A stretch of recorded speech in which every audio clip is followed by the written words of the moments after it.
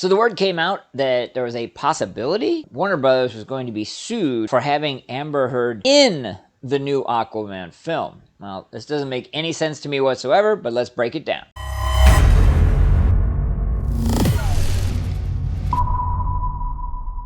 Alright, so the article says the backlash against Warner Brothers for not firing Amber Heard when they had the chance could continue to haunt them in civil court. However, case against another studio has to be decided first. So then it goes on to explain that Universal Pictures is being sued in California in a class action complaint over false advertising concerning who would be in a film when they weren't actually in it. Now this immediately, to me, was quite fascinating because it does open up an interesting legal question that has never been answered. I kind of operate on the idea that there was a simple defense for this, but let's dig a little deeper so you can see kind of where we're going on this. So apparently this all stems from some YouTuber who is the plaintiff and is suing Universal because of a film they rented on Amazon called Yesterday and what was missing from it. Plaintiff believed that actress Ana de Armas was in the 2019 comedy about a world without the Beatles music based on the trailer.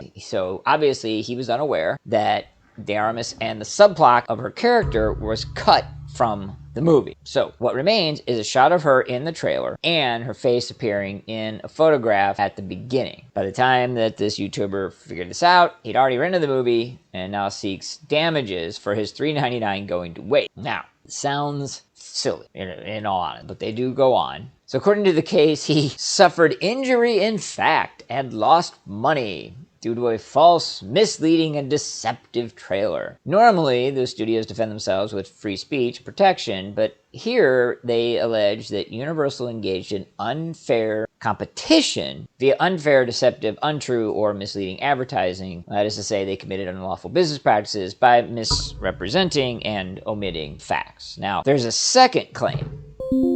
And this is where they start to try to tie it in with what's going on with Amber Heard. The second claim brings up California's false advertising law, which prohibits corporations from inducing the public with intent to enter into obligations that dispose of personal property. Basically, duping and stealing from customers apply to all forms of advertising in print and on the internet. The structure of the deception does not matter. All right, this lawsuit is completely and utterly nonsensical to me. Definitely falls on the side of frivolous. This is the old woman spilling hot McDonald's coffee on herself for the 2020s. It is very, very simple. The trailer is made long before the film is done, depending upon the studio and everything else.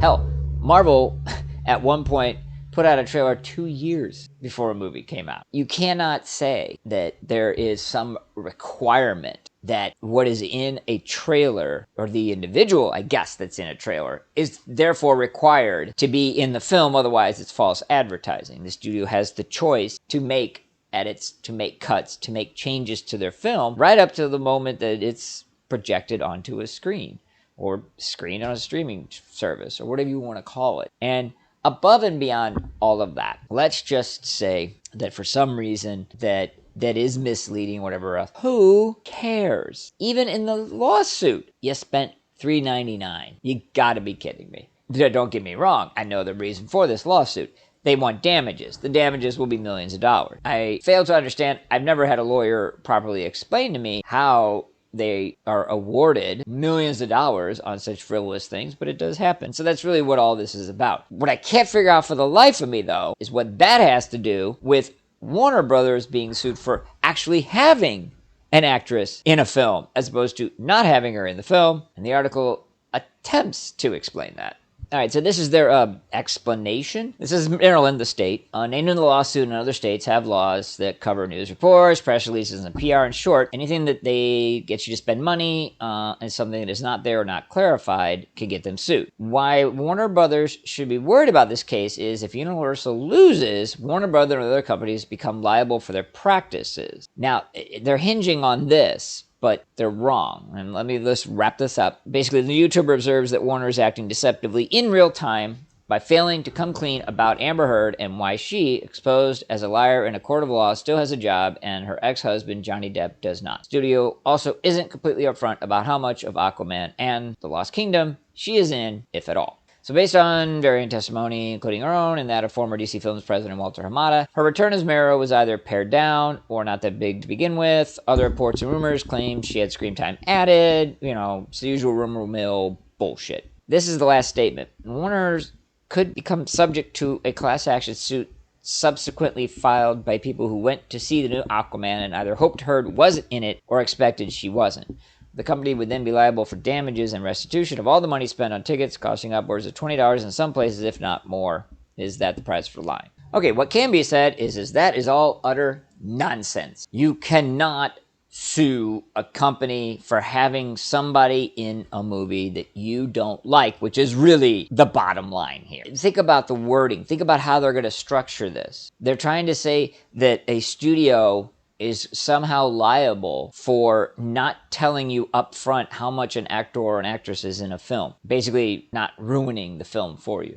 And based on what criteria? What's too much? What's too little? Why is it even an issue? They are completely misinterpreting the false advertising laws, completely misinterpreting the other case, and all in an effort to drum up a headline and some clickbait.